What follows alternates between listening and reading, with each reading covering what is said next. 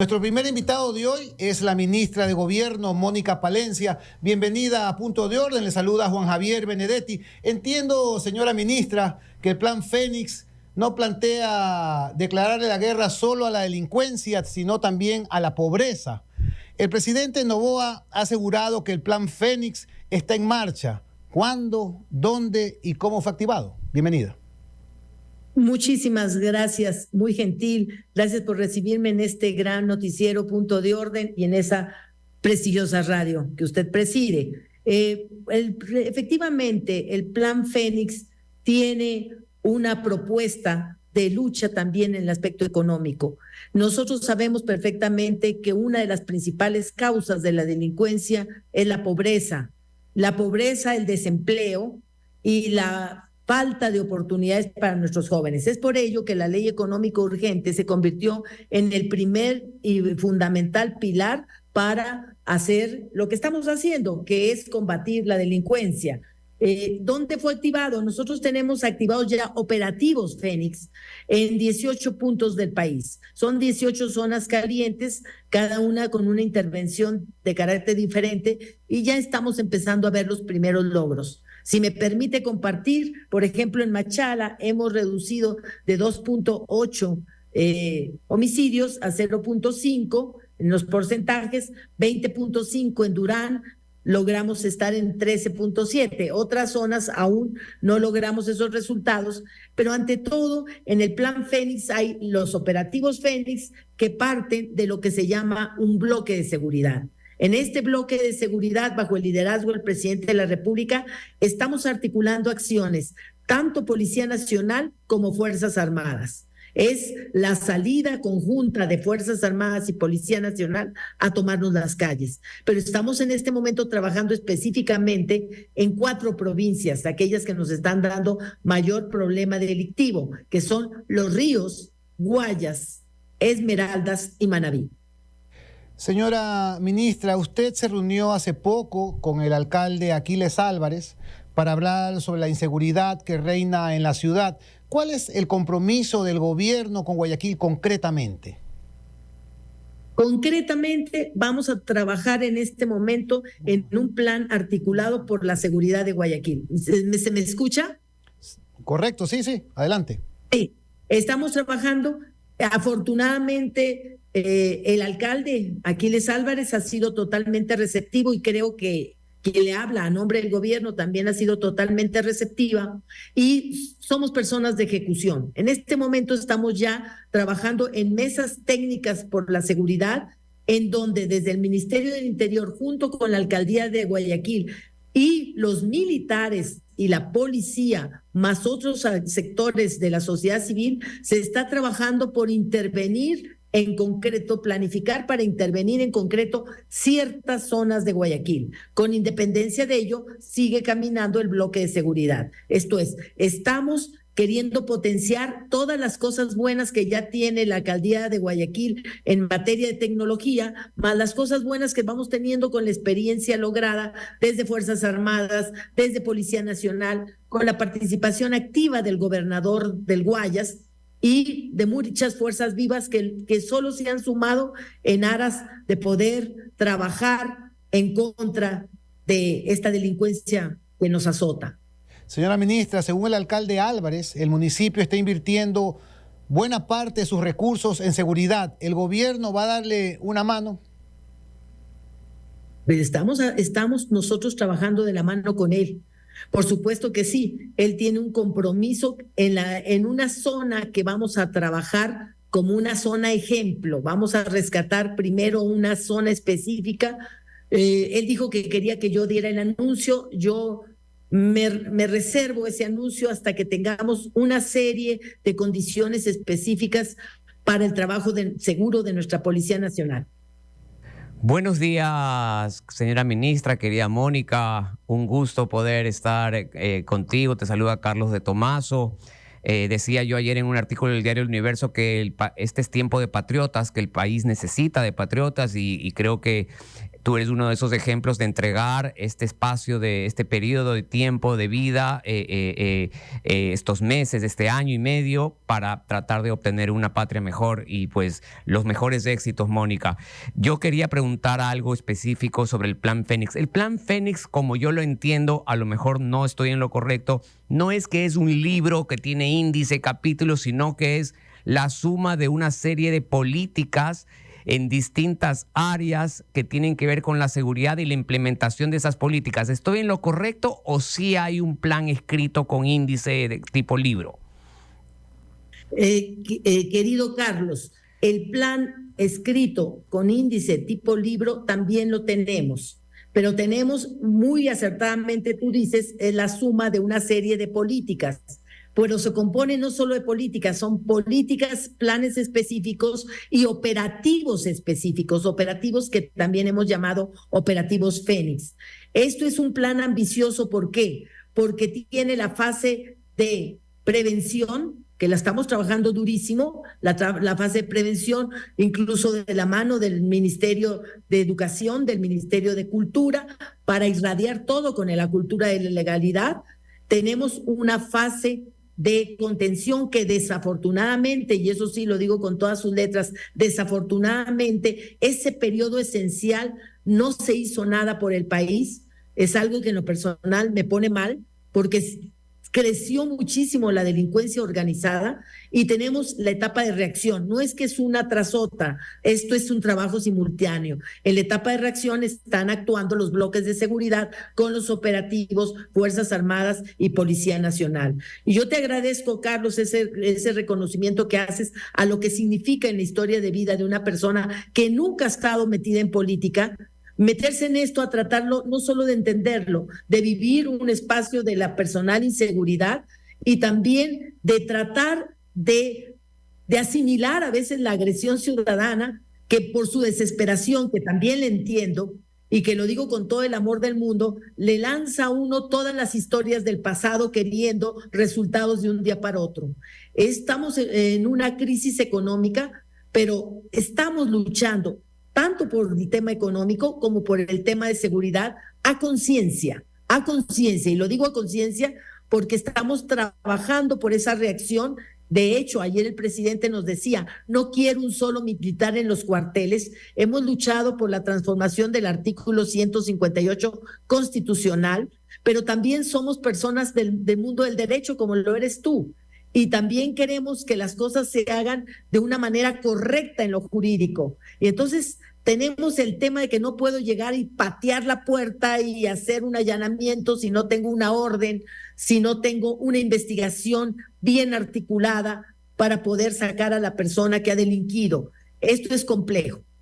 Ahora, Mónica, señora ministra, entendemos esto, sin embargo, también decir, nos llueven todos los días mensajes de nuestro público que está siendo pues sujeto de extorsión en los distintos barrios, en toda la ciudad, y entendemos que no pueden haber, vamos a decir, esto toma tiempo, pero ¿qué podemos decirles a todos ellos? Comercios pequeños, medianos, la gente de la calle, la gente que vive alrededor del puerto, todos los días. De hecho, ahorita estamos recibiendo muchos mensajes que le pidamos, que le traslademos esta inquietud. ¿Cuándo podremos sentir ya en la calle, en el comercio, esta implementación del Plan Fénix? Bien, muchas gracias. Estamos articulando una defensa ciudadana en varios niveles. Entre ellos, en el nivel económico, estamos dando golpes. Se ha unido el Servicio de Rentas Internas, más la UAFE, la Unidad de Análisis Financiero. También hemos vinculado al Servicio de Aduanas y también hemos comprometido a los terminales portuarios, los depósitos temporales en esta lucha contra el crimen. Estamos vinculando escáneres para que la policía en tiempo real pueda analizar lo que pasa en los contenedores. Estamos articulando con la Armada un mayor control en los espacios fluviales. Y en cuanto al tema específico de la vacuna, lo que estamos implementando de la mano del general Zapata, Policía Nacional, es encontrar y entender la lógica de actuación. Muchas veces se utilizan chips desde el extranjero y lo que estamos haciendo es viendo cuáles son las cuentas recurrentes de depósito para ir tras aquel titular de cuenta que es el que se beneficia o el que tiene un beneficio secundario por los montos que se depositen en su cuenta. Estamos tras ello. La policía a nivel de investigaciones está dedicando mucho esfuerzo, dinero y capital humano justo al tema de los vacunadores, porque en este momento las extorsiones nos aquejan y estamos pidiendo todo tipo de información a la ciudadanía para poder perseguirlos. Estamos con todos los operativos también en este aspecto de inteligencia con respecto al tema de los vacunadores. Buenos días, ministra. Rodrigo Campos la saluda. Un gusto conocerla y un gusto tenerla en Radio Centro esta mañana. Mi pregunta es, ¿qué objetivos concretos se propone el gobierno en cuanto al Plan Fénix de cara a este nuevo año 2024? ¿Y de dónde planean sacar los recursos para financiarlo y desarrollarlo? Nuestros objetivos concretos son, ante todo, reducir la criminalidad en todos los ámbitos, especialmente delitos contra la vida y también lo que tiene que ver con este tipo de extorsiones. Usted me pregunta qué vamos a hacer. Lo primero, vamos a excluir del país a todos aquellos delincuentes extranjeros. La orden del presidente ha sido muy clara. Nosotros tenemos una población carcelaria que supera las 30,000 personas, de ahí el 10% aproximadamente son extranjeros. Estamos viendo quienes han cumplido la condena en más de un 50% y no adquirieron familia ecuatoriana con antelación a la fecha de la infracción a fin de poderlos repatriar. Se está hablando con los gobiernos de origen para la recepción de estas personas que han delinquido en perjuicio del Ecuador y de los ecuatorianos. Y en cuanto a dónde vamos a sacar los recursos, toda fuente lícita de financiamiento. Estamos recurriendo a gobiernos extranjeros, estamos por ejemplo, para hacer el tema de las cárceles, estamos recurriendo a la venta de activos improductivos del sector público. Estamos poniendo la creatividad siempre dentro del marco de la legalidad para hacernos de recursos y poder avanzar. Ministra, ¿qué pudiera comentarnos acerca de la reforma carcelaria que el presidente Noboa anunció que implementará y acerca de la construcción de las 2 cárceles de máxima seguridad? Está ya no solo en proceso, está avanzadísimo. Ya antes del día 12 de enero se pondría la primera piedra. Hemos tenido conversaciones con empresas tanto israelitas como con empresas mexicoamericanas, con empresas salvadoreñas y también con quienes hicieron la cárcel de El Salvador, y algunos tienen planes interesantes de financiamiento. El día 5 de enero, estoy viendo aquí en mi calendario, estará justamente una de las empresas en el país. Aspiramos hasta el día 5 tener ya concretados los terrenos, 2 inicialmente, para la construcción de 2 cárceles de máxima seguridad. Estamos conversando con la señora Mónica Palencia, ministra de Gobierno.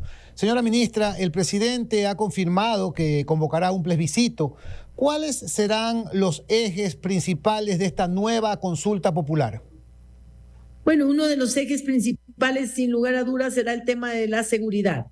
Ese es uno de los ejes principales. Y lo que ha hecho el presidente a través de la Secretaría Jurídica de la Presidencia es convocar a diferentes sectores de su gobierno para que planteen sus inquietudes y luego se formulen las preguntas con rango constitucional. Hoy en la tarde recibirá el Ministerio de Gobierno esa versión final que está siendo trabajada por la Secretaría Jurídica de la Presidencia. A lo mejor tendremos alguna observación, si no, pues simplemente ya en estos días va a ser entregada a la Corte Constitucional. Pero uno de los principales temas tiene que ver con la seguridad. Hay otros temas vinculados al medio ambiente también, pero el tema de la seguridad es fundamental. Entenderíamos, señora ministra, que de cajón iría la consulta popular, además de la modificación constitucional que ya aprobó en segundo debate la Asamblea Nacional, que tiene que ver con la participación de las Fuerzas Armadas. Nos imaginamos que esa es de cajón. Yo quería preguntarle si además de esa se va a reinsistir con la pregunta de la extradición, que en la consulta pasada pues falló, pero que a lo mejor hoy tenemos la oportunidad de que sí salga aprobada. No lo sé, hasta que no vea la versión final, que es una versión que tendrá ya la aprobación de la Secretaría Jurídica de la Presidencia. No sé si se insistirá en esa pregunta. En lo personal considero que se debería insistir. Este tema de la extradición es un tema fundamental, pero hay otros también muy importantes. Por ejemplo, el que las Fuerzas Armadas se sientan seguras de su participación conjuntamente con la policía en este tipo de operativos. Porque mire usted, querido Carlos, que tal cual queda la reforma constitucional del 158, es una reforma que nos dice que habrá una fiscalización a lo que hagan las Fuerzas Armadas, una fiscalización desde los derechos humanos. Yo soy muy respetuosa de los derechos humanos. Entiendo que estamos en una guerra. Entonces, esto lo digo así con pinzas y con total delicadeza. Tenemos que entender que estamos en una guerra. Y a los militares también les da miedo de salir sin las debidas garantías o seguridad jurídica a su participación en una guerra que muchas veces ha sido sanguinaria en contra de los ciudadanos ecuatorianos. En lo personal, voy a ser fuerte y decidida en defender la participación de la policía y de las Fuerzas Armadas y de protegerles. De hecho, es la policía la única institución, y por eso la aplaudo, no porque sea la única, porque ha sido histórico lo que ha hecho, de entrar en proceso de autodepuración. Importante el caso del policía Olmedo, por ejemplo, para dar ese símbolo de ser sentenciado, pues que se pueda hacer el indulto. También quisiera preguntar si el gobierno estaría de acuerdo en dar ese indulto. Y una última pregunta en torno a la consulta, ministra, es si después de conocer el caso Metástasis, que se ve pues este contagio masivo de la función judicial, estarían pensando en hacer alguna pregunta respecto de la reorganización de la función judicial o un consejo de la judicatura provisional que tenga poderes para poder hacer esta evaluación de esa función del Estado que es tan importante en una democracia. Bien. Voy a empezar por la pregunta sobre la consulta. Yo creo que lo que ha pasado al mostrar el caso Metástasis no es algo que desconociéramos quienes estamos en el ejercicio del derecho. Es una realidad que tenemos desde hace años y yo no la limito a los profesionales del derecho, para nada. Creo que se nos ha instalado a veces o de vez en cuando una mentalidad delincuencial. Tenemos que combatir esa mentalidad delincuencial en todos los ámbitos, no solo en el ámbito de administración de la justicia. Y es una mentalidad que nos ha llevado al enriquecimiento fácil, al enriquecimiento ilícito, que nos ha llevado a las propuestas corruptas en la contratación pública. Y por ello es que tenemos que ir paso a paso, pero con firmeza, instaurando la cultura de la legalidad. Eso por ahí. En cuanto a la otra pregunta que se me hizo de la consulta popular, si podría haber algún tema referido al Consejo de Participación Ciudadana, al Consejo de la Judicatura, indudablemente. Nosotros sabemos que todos los órganos son perfectibles, pero para mí todo pasa por lo humano, porque si analizamos históricamente la presencia de los consejos de participación ciudadana, estaban dados para tener realmente una representatividad ciudadana, no para convertirse en órganos que a veces son objeto de manipulación con protervos fines. Yo destaco y resalto y separo la labor de algunos vocales que históricamente han existido en el Consejo de Participación Ciudadana y muy buenos. También en el Consejo de la Judicatura hemos tenido también vocales muy buenos. Esperemos que en un futuro la institucionalidad, la constitucionalidad y el respeto a la ley se recupere a nivel de todos los organismos, también a nivel del gobierno. Señora ministra, la pregunta de Carlos sobre el policía Olmedo, ¿el Ejecutivo lo está apoyando? El Ejecutivo, a través de quien le habla, va a apoyar no solo los casos como el del policía Olmedo, todos nuestros policías, y he dado la instrucción para que el cuerpo jurídico del Ministerio del Interior acuda personalmente a revisar los casos que tienen que ver con policías que están procesados por uso de la fuerza. Quiero conocerlos de primera mano y caso por caso se evaluará y caso por caso se revisará la decisión judicial. El presidente de la República me ha dicho claramente, quiero dar todo mi respaldo a la Policía Nacional y que sepan que cuenta con un presidente que, dadas las circunstancias, va a indultar. Señora ministra, permita, hay decenas de inquietudes de los radioescuchas a través de las plataformas digitales de esta radio. Por ejemplo, ¿cuáles acciones se están haciendo en temas de seguridad en los aeropuertos, específicamente ante recientes eventos de secuestros en el terminal de Guayaquil? ¿Cómo contempla eso en el Plan Fénix? Y también Johnny Escobar, los vacunadores han frenado la economía, esta debe ser la lucha, deben salir las Fuerzas Armadas a las calles, esto será disuasivo, es hora de actuar y dejar a las mesas técnicas, estado de emergencia. En el feriado, por ejemplo, deberían las Fuerzas Armadas patrullar las playas como lo hicieron en la pandemia. Adelante, señora ministra. Yo estoy totalmente de acuerdo en que las Fuerzas Armadas tienen que salir, no solo a los aeropuertos, a todos los espacios. Por supuesto que sí, pero ello no obsta que se tenga que hacer una mesa técnica, porque solo a partir de la mesa técnica hay organización. No simplemente sacar por sacar a las Fuerzas Armadas. Tenemos que tener los planes disuasivos, los planes de contención, los planes de prevención bien articulados y los planes de reacción. Sin planificación no puede haber gestión adecuada. Sin planificación no puede haber ejecución coordinada. La vida nos ha enseñado eso. Ministra, ¿cuáles serán las directrices entregadas a los gobernadores dentro del Plan Fénix? Una de las directrices fundamentales para todos los gobernadores, una de las directrices fundamentales es la que tiene que ver con el control de su territorio. Tenemos que hacer recuperación por parte del Estado del territorio. Y recordemos, el gobernador, como lo dijo ya en una pasada reunión, personalmente el presidente de la República, a sus gobernadores, son responsables en su espacio de gestionar esa seguridad. Por eso hemos estado teniendo ya reuniones con gobernadores, pero no solo con gobernadores, con alcaldes. Hemos tenido en días pasados una reunión en Santa Elena muy interesante. Hoy el presidente está haciendo territorio. Está en la zona de la Concordia. Mañana estaré yo acompañando al presidente en una reunión también en territorio. Entonces, se está trabajando de la mano de quienes hacen territorio, porque son los que conocen de cerca sus necesidades y cuáles son los insumos que necesitan para su satisfacción. De hecho, por ejemplo, hemos decidido, después de escuchar lo que acontece en Santa Elena, hemos decidido articular más policías que ahorita ya están viajando unos y otros están por llegar a la provincia de Santa Elena, para que haya control con motivo de las fiestas de fin de año. Entonces, hay mucho por hacer, pero hay muchos temas conexos a esto, es de simplemente mandar policías, dónde van a estar residiendo, cuáles son sus condiciones de vida. El tema es articular de manera organizada. Entendido, ministra. Ministra, si México le da el asilo político a Jorge Glass, ¿el gobierno nacional le entregará el salvoconducto?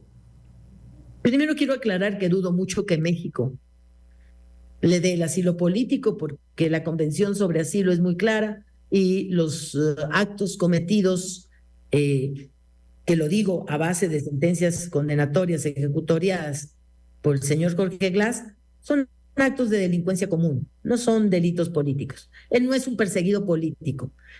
Este es el gobierno de Daniel Noboa, al que incluso se lo ha señalado por gestionar gobernabilidad conversando con la Revolución Ciudadana. Entonces, todos tenemos menos un perseguido político. Entonces, dudo mucho este tema del asilo. Pero si se llega a dar, tendremos que conversar con el presidente Noboa. En lo personal, yo adelanto, esto es en lo personal, no considero que debería dársele ningún salvoconducto.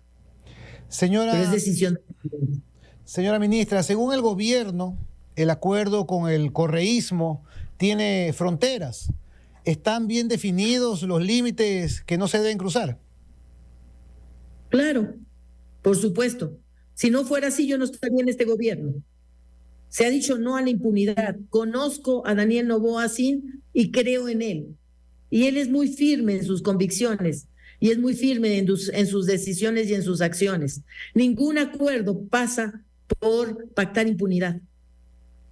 Ministra, por mi lado, una última pregunta en la parte ya administrativa de gobierno. Hay muchos directorios o cargos que todavía no están designados. ¿Cómo va ese proceso? Y segundo, algo que también nos pregunta muchas veces nuestro público, ¿qué plan de reducción de gasto, de reducción de tamaño del Estado, qué política en ese sentido van a tomar? Estamos viendo en Argentina cómo el presidente ayer pues anuló 7,000 cargos que fueron nombrados a última hora o en el año 2023, sabiendo que probablemente esa línea de gobierno ya no iba a ganar, pero igual los nombraron y ayer los sacaron. ¿Hay algún plan de evaluación en torno a ese gasto, las últimas contrataciones que ha habido, instituciones que no sirven para nada? Sí, efectivamente. Nosotros tenemos en la reunión de gabinete una serie de asignaciones y el presidente nos da lo que se denomina, quienes saben cuestiones de administración empresariales lo captarán muy bien, los KPI, que son esos indicadores de gestión, tanto de los ministerios como en lo personal. Y yo escuché con total claridad que un indicador de gestión de la ministra de Trabajo tiene que ver justamente con la reducción del tamaño del Estado. La ministra ya se ha reunido con mi viceministro aquí en el caso del Ministerio de Gobierno y nos ha pedido esa reducción. Ahora, son reducciones que no son fáciles de hacer, porque en el esquema ecuatoriano tenemos a muchas personas con nombramiento y a muy pocas de libre remoción, al menos en mis ministerios. ¿Qué significa eso? Significa que si una persona va a salir de su trabajo, podría haber un reclamo que nos obligue a indemnizaciones a futuro. Vea usted simplemente que en este momento el Ecuador debe por concepto de indemnizaciones 141 millones de dólares. Entonces, yo al menos en mis ministerios estoy obrando con total cautela, viendo tiempo, movimiento, desempeño de cada uno de los empleados. Estoy en esa etapa y después de definir, pero yo soy partidaria que quien tenga que salir lo haga por sumario administrativo para no tener el día de mañana indemnizaciones millonarias. De hecho, yo ya tengo ahora el que reintegrar a un colaborador en específico que fue despedido por parte de un ministro de gobierno anterior. Tengo también indemnizaciones que pagar. Entonces, ahí tenemos que andar con mucho cuidado, pero sí atender lo que nos ha pedido el señor presidente de la reducción del tamaño del Estado. Él quiere drásticamente bajar la nómina del Estado, lo cual significa que tendremos cada uno de nosotros dar mucho más en tiempo y en esfuerzo. Señora ministra, en la parte final... Perdona solamente el comentario sobre mi ley. Mi ley es un hombre muy inteligente, pero lo que ha hecho es muy riesgoso, porque si quieres bajar el desempleo y simplemente vas a despedir también a personas que están en el servicio público, estás aumentando considerablemente la cantidad de desempleados y se puede generar una crisis mayor. Nosotros queremos andar con cautela en ese tema. Señora ministra, en la parte final de esta entrevista, permítame leer comentarios de oyentes. Johnny Escobar: si tenemos deficiencias en armas, se debe reformar la ley para que las armas incautadas pasen inmediatamente como propiedad del Estado. Raúl Cuello dice: se debería declarar estado de excepción en las provincias priorizadas. Andrés Roche: en el Golfo de Guayaquil, los esteros y el río Guayas deben ser debidamente patrullados y acabar con el celo institucional de impedir que las fuerzas también sumen en patrullajes fluviales. Francisco Cordobés: se toca decirle a las radioescuchas que tanto piden más seguridad que cuando haya un referéndum preguntando si apoyan que salgan las Fuerzas Armadas, que haya extradición, voten sí. Sus palabras finales, señora ministra, su mensaje a los ecuatorianos. Yo quiero empezar agradeciendo todos esos comentarios. Esos comentarios reflejan lo que pensamos, exactamente. Que no haya celo, que salgan las Fuerzas Armadas, que haya patrullajes, que las armas incautadas nos las entreguen inmediatamente. Excelente. Si no está en una pregunta de la consulta, la pongo, porque lo que quiero es eso. Ahí están armas, las necesitamos. Finalmente, les quiero decir a los ecuatorianos lo siguiente: tienen en el gobierno de Daniel Noboa y en la mano fuerte del Ministerio de Gobierno y del Ministerio del Interior un aliado, pero estamos en guerra. Es una guerra para ir a la paz. Es una guerra en donde tenemos que sumarnos todos en un mismo frente, por la paz de nuestros hijos, por la paz de nuestras familias, por la paz de los ciudadanos. Cuento con todos y cada uno de ustedes. Daniel Noboa está haciendo un gran esfuerzo por la recuperación económica y social y política de este país. Por favor, sumemos sin ninguna bandera política, teniendo como único fin la recuperación de nuestra patria, la recuperación del Ecuador. Muchas gracias. Muchísimas gracias a la ministra de Gobierno, Mónica Palencia, por su presencia en este programa. Buen día, señora ministra.